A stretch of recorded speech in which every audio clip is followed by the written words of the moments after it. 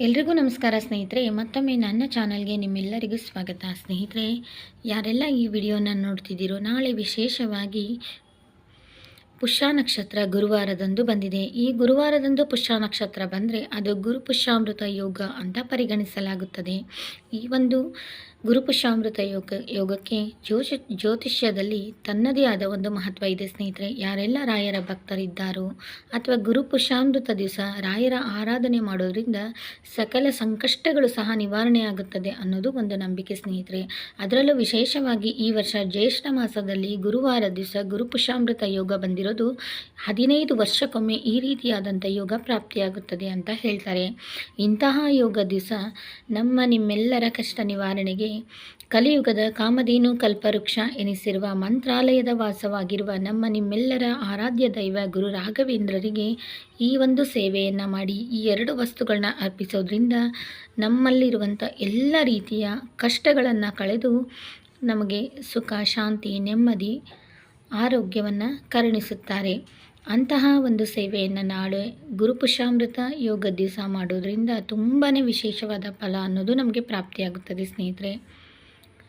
ನಾಳೆ ಗುರುಪುಷ್ಯಾಮೃತ ಯೋಗವು ನಮಗೆ ಗುರುವಾರ 18ನೇ ತಾರೀಕು ಬೆಳಗ್ಗೆ 5:45 ಪ್ರಾರಂಭವಾಗಿ 11:32 ಈ ಪುಷ್ಯಾಮೃತ ಯೋಗ ಅನ್ನೋದು ಇರುತ್ತದೆ. ಈ ಸಮಯದಲ್ಲಿ ನಾವು ಬ್ರಾಹ್ಮಿ ಮುಹೂರ್ತದಲ್ಲಿ ಗುರುಗಳ ಪೂಜೆಯನ್ನು ಮಾಡೋದ್ರಿಂದ ಅತ್ಯಂತ ಶ್ರೇಷ್ಠವಾದ ಮತ್ತು ಶೀಘ್ರ ಫಲ ಅನ್ನೋದು ನಮಗೆ ಪ್ರಾಪ್ತಿಯಾಗುತ್ತದೆ ಸ್ನೇಹಿತರೆ.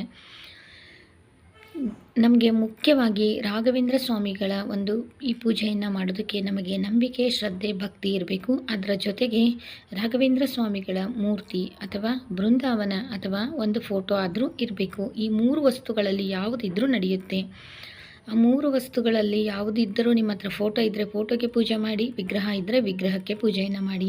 ಮೊದಲಿಗೆ ಫೋಟೋ ಇತ್ತಂದರೆ ಅದನ್ನು ಚೆನ್ನಾಗಿ ಒರೆಸಿ ಅದಕ್ಕೆ ಗಂಧವನ್ನು ಹಚ್ಚಿ ತುಳಸಿ ಮಾಲೆ ಮತ್ತು ಮಲ್ಲಿಗೆ ಮಾಲೆಯನ್ನು ಹಾಕಿ, ನಿಮ್ಮ ಹತ್ರ ವಿಗ್ರಹ ಇದ್ದರೆ ವಿಗ್ರಹಕ್ಕೆ ಅಭಿಷೇಕವನ್ನು ಮಾಡಿ, ಆನಂತರ ಗಣಪತಿ ಪೂಜೆಯನ್ನು ಮಾಡಿ ಸಂಕಲ್ಪವನ್ನು ಮಾಡಿಕೊಂಡು ರಾಯರಿಗೆ ಇಷ್ಟವಾದ ಯಾವುದಾದ್ರೂ ಒಂದು ಕೇಸರಿಬಾತ್ ಅಥವಾ ಸಜ್ಜಿಗೆ ನಿಮ್ಮ ಶಕ್ತಿ ಅನುಸಾರ 1 ಗ್ಲಾಸ್ ಹಾಲು ಈ ರೀತಿಯಾಗಿ ನೈವೇದ್ಯಕ್ಕೆ ಇಟ್ಟು 2 ತುಪ್ಪದ ದೀಪಗಳನ್ನು ಹಚ್ಚಿ ಮನೆ ದೇವರಿಗೆ ಮತ್ತು ಕುಲದೇವರಿಗೆ ಪೂಜೆಯನ್ನು ಮಾಡಿ ಗುರು ರಾಘವೇಂದ್ರ ಸ್ವಾಮಿಯ ಆರಾಧನೆಯನ್ನು ನಾಳೆ ಮಾಡೋದ್ರಿಂದ ರಾಯರಿಗೆ ಮುಖ್ಯವಾಗಿ ತುಳಸಿ ಮತ್ತು ಮಲ್ಲಿಗೆ ಹೂವನ್ನು ಅರ್ಪಿಸಿ 2 ಬಾಳೆಹಣ್ಣು 1 ತೆಂಗಿನಕಾಯನ್ನು ಒಡೆದು ತುಪ್ಪದ 2 ದೀಪಗಳನ್ನು ಹಚ್ಚಿ ರಾಯರಿಗೆ ತುಳಸಿಯನ್ನು ಅರ್ಪಿಸಿ ಪೂಜೆಯನ್ನು ಮಾಡಿ ರಾಘವೇಂದ್ರ ಸ್ವಾಮಿಗಳ ಗಾಯತ್ರಿ ಮಂತ್ರ, ಮೂಲ ಮಂತ್ರ ನಿಮಗೆ ಏನು ಹೇಳಕ್ಕೆ ಬಂದಿಲ್ಲ ಅಂತಂದರೆ ಓಂ ಶ್ರೀ ಗುರು ರಾಘವೇಂದ್ರಾಯ ನಮಃ ಈ ಒಂದು ಸಣ್ಣ ಮಂತ್ರವನ್ನು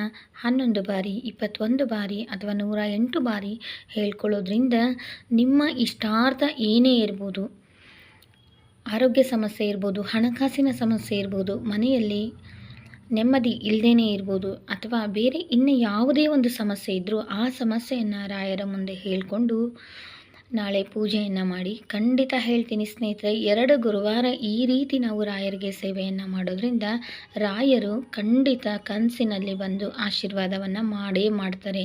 ನಿಮಗೆ ಇನ್ನೊಂದು ವಿಷಯ ಗೊತ್ತಾ, ನಾವು ಮಂತ್ರಾಲಯಕ್ಕೆ ಹೋಗಬೇಕಂದಾಗ ಹೋಗೋಕ್ಕಾಗಲ್ಲ. ರಾಯರು ನಮ್ಮನ್ನು ಮಂತ್ರಾಲಯಕ್ಕೆ ಬನ್ನಿ ಅಂತ ಕರೆಸ್ಕೊಂಡಾಗ ಮಾತ್ರ ನಾವು ಮಂತ್ರಾಲಯಕ್ಕೆ ಹೋಗ್ತೀವಿ.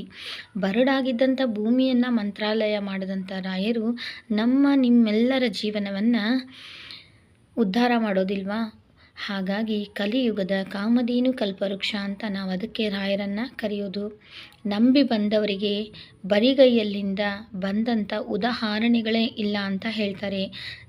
ಕಲಿಯುಗದ ಕಾಮಧೇನು ಕಲ್ಪವೃಕ್ಷ ನಿಮ್ಮೆಲ್ಲರ ರಾಯರು ಇನ್ನೂ ಸಹ ಮಂತ್ರಾಲಯದಲ್ಲಿ ಸಶರೀರವಾಗಿ ಜೀವಂತವಾಗಿ ಇದ್ದಾರೆ. ಇಂತಹ ರಾಯರನ್ನು ನಾವು ನಾಳೆ ಭಕ್ತಿ, ಶ್ರದ್ಧೆ, ನಂಬಿಕೆಯಿಂದ ಪೂಜೆ ಮಾಡಿ ನಿಮ್ಮ ಹತ್ತಿರದ ರಾಯರ ಮಠ ಅಥವಾ ರಾಯರ ದೇವಸ್ಥಾನಗಳು ಎಲ್ಲಿದೆ ಅಲ್ಲಿ ನೋಡಿ ತುಳಸಿಯನ್ನು, ಮಲ್ಲಿಗೆಯನ್ನು ಅರ್ಪಿಸೋದ್ರಿಂದ ನಿಮ್ಮ ಸಕಲ ಇಷ್ಟಾರ್ಥಗಳು ಸಹ ನೆರವೇರುತ್ತೆ ಸ್ನೇಹಿತರೆ.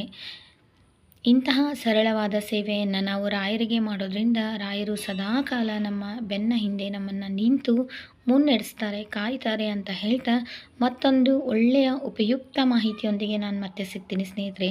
ಯಾರೆಲ್ಲ ರಾಯರ ಭಕ್ತರಿದ್ದೀರಾ ಅವರೆಲ್ಲರಿಗೂ ಈ ವಿಡಿಯೋನ ಶೇರ್ ಮಾಡಿ. ಹಾಗೆ ಈ ವಿಡಿಯೋ ನಿಮಗೆ ಇಷ್ಟ ಆಗಿದ್ದರೆ ಕಮೆಂಟ್ ಬಾಕ್ಸಲ್ಲಿ ಗುರು ರಾಘವೇಂದ್ರಾಯ ನಮಃ ಅಂತ ಕಮೆಂಟ್ ಮಾಡಿ ಸ್ನೇಹಿತರೆ. ಮತ್ತಷ್ಟು ಹೊಸ ಹೊಸ ಮಾಹಿತಿಗಳೊಂದಿಗೆ ನಾನು ಮತ್ತೆ ಭೇಟಿಯಾಗ್ತೀನಿ.